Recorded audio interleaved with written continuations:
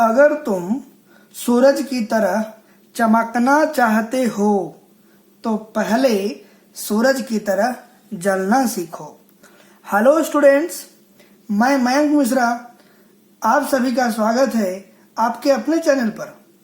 हम पढ़ रहे हैं ज्योमेट्री, रेखा गणित, और पिछले वीडियो में हमने सीखा था पॉइंट्स और लाइन को डिस्कस किया था। ठीक है, आज की इस वीडियो में हम जानेंगे एंगल के बारे में। ठीक है, आज की वीडियो हम एंगल को डिस्कस करेंगे। ठीक है, चलिए तो हम स्टार्ट करेंगे एंगल्स को। कोण क्या होता है वो जानेंगे हम। चलिए सबसे पहले हम देखें कोण क्या होता है। एंगल क्या है? किसी बिंदु पर दो किरणों के मिलने से जो झुकाव होता है उसे हम कोण कहते हैं। कोण का मतलब वो है कि दो किरणें जो है वो एक ही पॉइंट पे आकर मिलती हैं, यानी एक ही पॉइंट से दो रे को अगर ड्रॉ किया जाए, कॉमन पॉइंट से अगर दो रे को ड्रॉ किया जाए, ये कॉमन पॉइंट है आपके पास और यहीं से हमने दो रे को ड्रॉ किया है, तो ये जो इनके बीच का जो एरिया जो होता है ये वाला, इसे हम क्या बोलते हैं? एंगल बोलते हैं। ठीक है ना। और ये जो जैसे कॉमन पॉइंट हो, कॉमन एंड पॉइंट हो, दो रे का कॉमन एंड पॉइंट हो, ठीक है ना, एक ही पॉइंट से दोनों रे को अगर ड्रॉ किया जाए, खींचा जाए, तो ये जो बीच का जो सेक्शन है ये आपका क्या कहलाता है? एंगल कहलाता है। ऐसे हम इस वाले सेक्शन को भी हम एंगल ही बोलते हैं, कोण बोलते हैं। ठीक है, अभी हम टाइप्स ऑफ एंगल पढ़ेंगे, उसमें सभी एंगल्स को हम एक एक करके डिस्कस करेंगे। ठीक है, चलिए अब हम डिस्कस करेंगे कोणों के प्रकार, टाइप्स ऑफ एंगल्स। ठीक है, कितने प्रकार के कोण होते हैं, एंगल होते हैं, उसकी डिस्कस करेंगे। पहला कोण है आपका न्यून कोण, एक्यूट एंगल। एक्यूट एंगल क्या होता है? वह एंगल, कोण, जिसका मान 0 से अधिक और 90 डिग्री से कम होता है। More than 0 degree and less than 90 degree. ठीक है, जैसे मान लिया जाए, अभी हमने पढ़ा था कि कोण क्या होता है कि एक ही पॉइंट से खींचा जाता है। तो एंगल ऐसा होना चाहिए कि ये कोण है आपके पास, तो ये जो कोण है आपका, ये जो फिगर बनेगा एक्यूट एंगल का बनेगा, जो 0 डिग्री से तो अधिक होगा और 90 डिग्री से कम होगा। यानी एक्यूट एंगल जो है वो 0 डिग्री से बड़ा और 90 डिग्री से छोटा होता है। तो एक्यूट एंगल 0 डिग्री से 90 डिग्री के बीच में होता है। ठीक है, तो एक्यूट एंगल का रेंज क्या है? Between 0 to 90 degree. ठीक है, इसका जो रेंज है एक्यूट एंगल का वो 0 डिग्री से 90 डिग्री के बीच में है। ठीक है, चलिए अगला है समकोण। समकोण राइट एंगल क्या होता है? वह एंगल, कोण, जिसका मान 90 डिग्री होता है। जिस एंगल की वैल्यू 90 डिग्री है तो वह एंगल क्या होता है? राइट एंगल कहलाता है। जैसे हमने लास्ट वीडियो में पढ़ा था परपेंडिकुलर लाइंस, यानी दो लाइन बिल्कुल एक दूसरे को समकोण पर काटती हैं, समकोण पर काटती हैं, तो उसे हम क्या बोलते हैं? समकोण बोलते हैं। उसे क्या बोलते हैं? समकोण बोलते हैं, 90 डिग्री के बराबर। ठीक है ना। यहाँ इस पॉइंट से इसे वर्टेक्स भी बोलते हैं, जहां पे दोनों रे एक कॉमन पॉइंट से जहां से खींची जाती है, तो इस पॉइंट को हम वर्टेक्स भी बोलते हैं। ठीक है, तो ये जो एंगल क्या है आपके पास? समकोण है। ये इस एंगल को हम क्या बोलेंगे? समकोण बोलेंगे। ठीक है, और एंगल हम इस तरीके से पढ़ते हैं, angle AOB। Angle AOB equal to क्या हो गया? 90 डिग्री हो गया। ठीक है, ये बीच का सेक्शन ये वाला जो है आपका 90 डिग्री है। तो जहां पे जिस कोण की वैल्यू जो है, एंगल की वैल्यू अगर वो 90 डिग्री है तो उसे हम क्या बोलेंगे? समकोण बोलेंगे, राइट एंगल बोलेंगे उसको। ठीक है, चलिए अगला एंगल है अधिक कोण, ऑब्ट्यूस एंगल। ऑब्ट्यूस एंगल क्या होता है? वह कोण जिसका मान 90 डिग्री से बड़ा और 180 डिग्री से छोटा होता है। यानी जिस एंगल का रेंज, जो ऑब्ट्यूस एंगल का रेंज जो होता है 90 to 180 होता है। 90 से बड़ा, more than 90 and less than 180, उसे हम क्या बोलेंगे? ऑब्ट्यूस एंगल बोलेंगे। ठीक है ना। जैसे ये वर्टेक्स है आपके पास, ये कॉमन पॉइंट है, यहाँ से हमने दो रे ले लिया, एक रे ये है और एक रे ये है, तो ये जो एंगल बनेगा more than 90 but less than 180, इसे हम क्या बोलेंगे? ऑब्ट्यूस एंगल बोलेंगे। ये ए ओ ये बी, तो ये एंगल, इसको एंगल का साइन इस तरीके से लिखते हैं, ए ओ बी इक्वल टू 90 से बड़ा 120 डिग्री भी हो सकता है, 130 डिग्री, 135 डिग्री, 140 डिग्री, इस तरीके से जो एंगल होते हैं उसे हम क्या बोलेंगे, ऑब्ट्यूस एंगल बोलते हैं उसको। ठीक है, जो 90 से बड़ा और 180 से छोटा होता है उस एंगल को हम बोलते हैं ऑब्ट्यूस एंगल। ओके, चलिए अगला एंगल है सरल कोण, रिजिड कोण भी जिसको बोलते हैं हम, ठीक है ना, स्ट्रेट एंगल।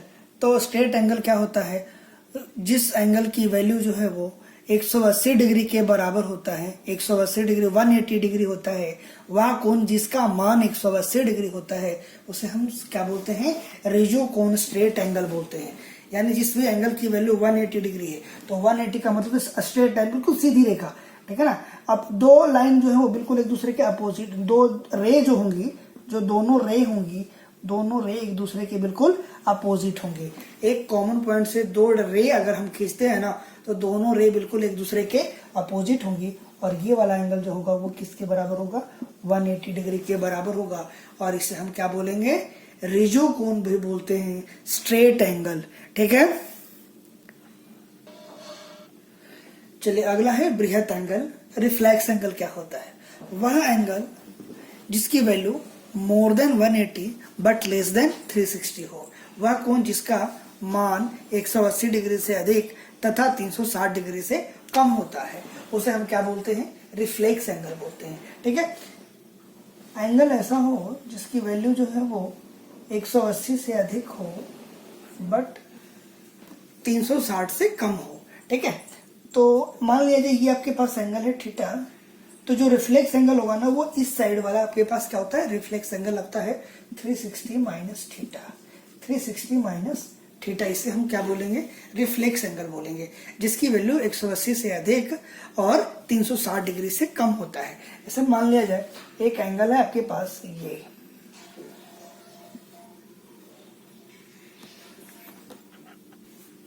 चलिए मान लीजिए एक एंगल दिया हुआ है, ये एंगल है आपके पास 110 डिग्री।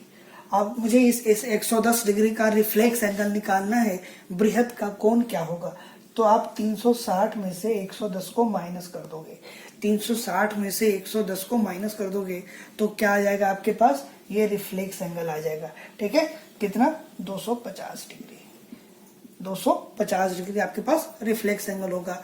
एंगल वैसा जिसकी वैल्यू 180 से अधिक और 360 से कम हो उसे हम क्या बोलते हैं, रिफ्लेक्स एंगल बोलते हैं। ठीक है, चलिए संपूर्ण कोण क्या होता है, कंप्लीट एंगल। जब किसी कोण का मान 360 डिग्री के बराबर होता है, 360 के इक्वल हो जाए तो उसे हम क्या बोलते हैं, कंप्लीट एंगल बोलते हैं उसको। ठीक है, एक पूरा एक राउंड हो जाए, चक्कर कंप्लीट हो जाए तो उसे हम क्या बोलेंगे, जैसे ये पूरा ये घूम गया, तो ये पूरा अगर एक राउंड कंप्लीट हो जाता है तो 360 डिग्री के बराबर होता है, 360 के बराबर होता है, और इसे हम बोलते हैं क्या, कंप्लीट एंगल। ठीक है, चलिए अब हम पढ़ेंगे कोणों के युग्म, पेयर ऑफ एंगल्स। तो सबसे पहला इसमें कोटि पूरक कोण, complementary angle.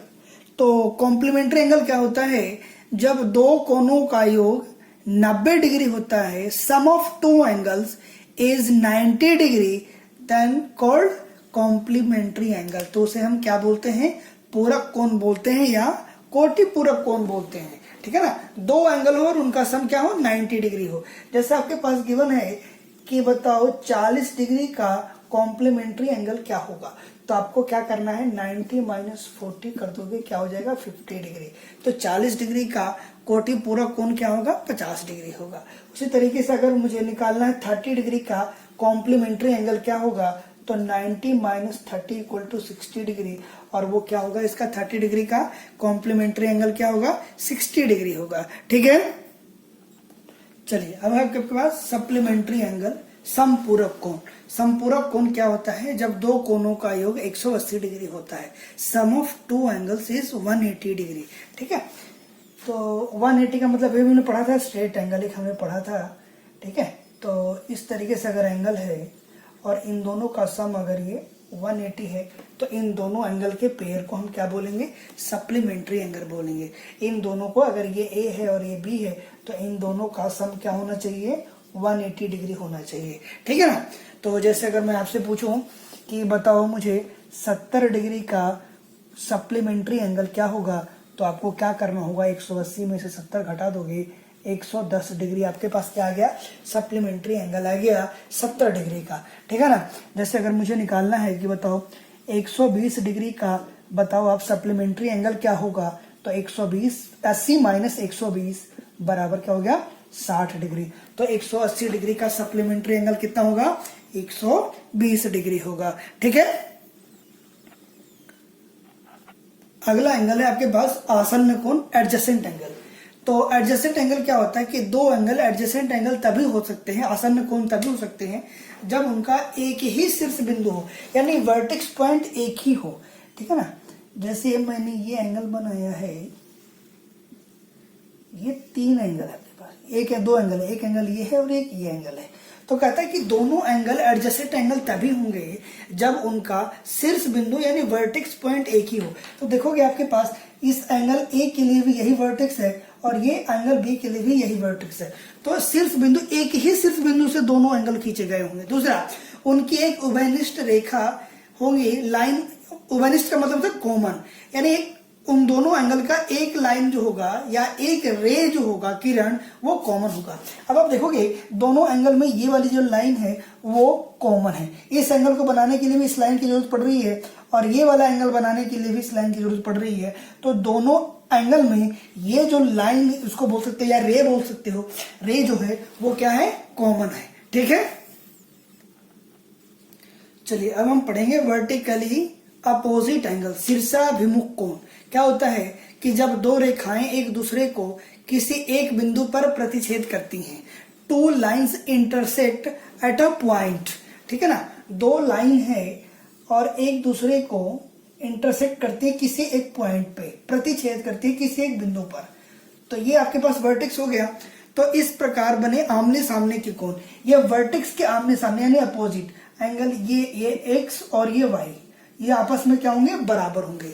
Vertically opposite, vertex से अपोजिट, एक दूसरे के अपोजिट जो होंगे, आमने सामने के बने कोण क्या होते हैं, बराबर होते हैं। उसी तरीके से मैंने अगर इसको ए मान लिया और इसको बी मान लिया, तो angle X equal to angle Y and angle A equal to angle B, इसे हम क्या बोलते हैं, वर्टिकली अपोजिट एंगल, ठीक है। शीर्ष के आमने सामने के कोण वर्टेक्स के अपोजिट एंगल क्या होते हैं, इक्वल होते हैं, ठीक है। इसे हम वर्टिकली अपोजिट एंगल बोलते हैं, ठीक है। चलिए अब कहता क्या है कि जब दो समांतर रेखाओं, पैरेलल लाइंस को कोई तिर्यक रेखा, स्लैंट लाइंस काटती है, तो क्या क्या बनता है वो देखना। सबसे पहले बनता है उसमें कॉरस्पॉन्डिंग एंगल। तो संगत कोण क्या होता है वो देखोगे। कहते हैं कि जब दो समांतर रेखा, देखो दो parallel line, two parallel lines,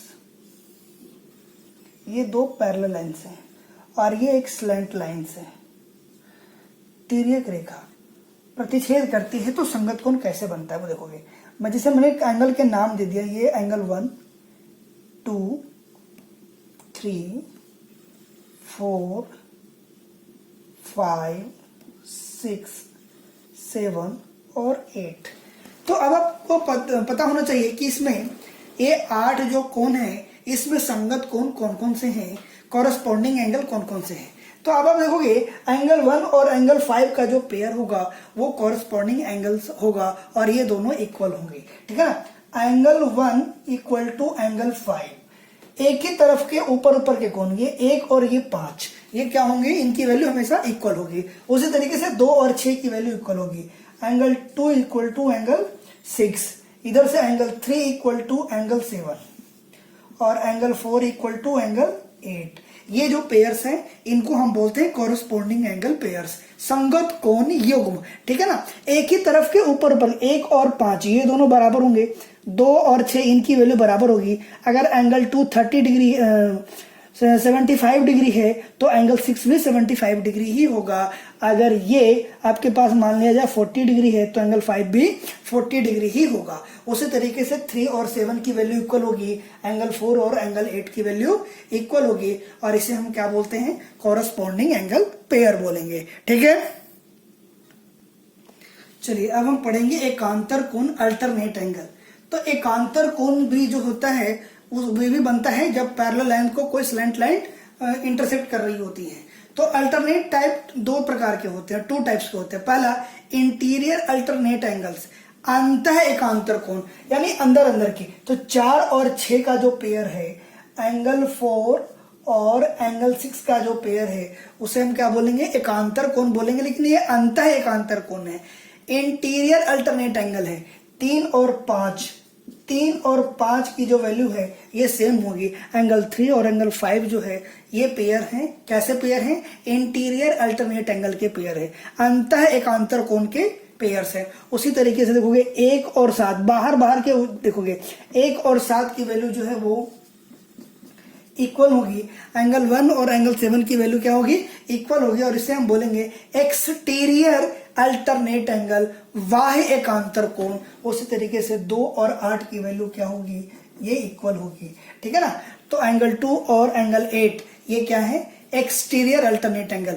देखोगे एंगल 4, एंगल 6 एंड एंगल 3 और एंगल 5 की वैल्यू ये है इक्वल, और ये कैसे पेयर्स हैं, इंटीरियर अल्टरनेट एंगल के पेयर हैं। उसी तरीके से एंगल 1 एंड 7 और एंगल 2 एंड एंगल 8 ये जो पेयर है वो है एक्सटीरियर अल्टरनेट एंगल के पेयर्स हैं। ठीक है, इनके बेस पे क्वेश्चन हम अगली वीडियो में करेंगे। अभी सिर्फ बेसिक चीज है कि इंटीरियर अल्टरनेट एंगल और एक्सटीरियर अल्टरनेट एंगल है क्या। ओके, चलिए इसकी एक और खासियत है कि जब दो पैरेलल लाइंस को कोई स्लैंट लाइंस अगर इंटरसेक्ट करती हैं तो आप क्या करते हैं, देखोगे इसका जो होता है कि अंतः कोण समपूरक होते हैं। अंतः एक ही तरफ के अंतः इंटीरियर एंगल का सम जो होता है वो 180 के इक्वल होता है, सप्लीमेंट्री एंगल होता है। यानी एंगल 4 और एंगल 5 का सम जो होगा वो किसके इक्वल होगा, 180 डिग्री के इक्वल होगा। उसी तरीके से एंगल 3 और एंगल 6 की जो वैल्यू सम होगा इन दोनों का, 3 और 6 का जो योग होगा, सम होगा, वो भी क्या होगा, 180 डिग्री के बराबर होगा। यानी अंतः कोण क्या होते हैं, संपूरक होते हैं, 180 डिग्री के बराबर होते हैं, सप्लीमेंट्री होते हैं। ठीक है, तो हमने इस वीडियो में हमने बेसिक्स चीजें सीखी हैं कि चीजें क्या क्या होती है, पॉइंट्स, लाइन और एंगल को डिस्कस किया है। अगले वीडियो में हम इन तीनों की प्रैक्टिस करेंगे। तो आप दोनों वीडियो को अच्छे से देखिए, समझ में नहीं आए तो आप वीडियो को दोबारा देखिए, आपको सब कुछ अच्छे से समझ में आ जाएगा। ठीक है, तो वीडियो अच्छी लगी है तो लाइक और शेयर कर दीजिए। ठीक है, कमेंट्स भी कीजिए, और अगर आपने चैनल को सब्सक्राइब नहीं किया है तो सब्सक्राइब भी कर दीजिएगा। Okay, all the best, thank you.